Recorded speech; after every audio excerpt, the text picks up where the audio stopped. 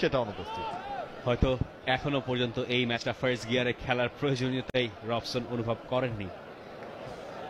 মনির রাকিবের আগে সেখানে পৌঁছেছেন, বলটাও ক্লিয়ার করেছেন রবসন। টেরিয়ার, রাকিব, সোহেল রানা, ভালো ফার্স্ট টাচ ফুটবল। টোরিয়েলটন অ্যাটেম্পটা নিয়েছিলেন, তবে তার আগেই মনির সেখানে ছিলেন।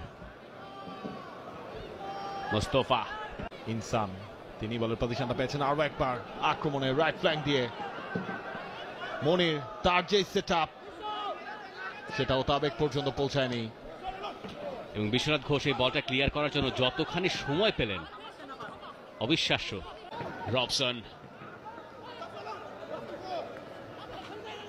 গফুরভ, মনির বাধা দিচ্ছেন রবসনকে। মনির বল নিয়েও গেছেন এবং তারপর ফাউলের শিকার তিনি হয়েছেন। রবসন তার হতাশাটুকু ঝেড়েছেন মনিরের ওপরে। হলুদ কার্ড দেখলেন Robson রবিনিও। Without the ball Robson যখন বলের কন্ট্রোলটা হারিয়েছেন তখনই নিজের মেজাজটাকে ঠিক রাখতে পারেননি।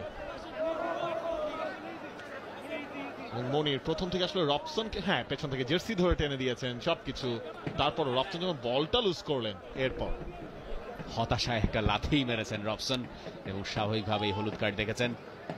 মনির অবশ্য সেখানে ক্লিনলি বলটা জিতেছিলেন এবং হলুদ কার্ড দেখার মতো। বেশ কিছু ক্লাবে তিনি খেলেছেন, এবার নাম লিখিয়েছেন ব্রাদার্স ইউনিয়নে। মনির,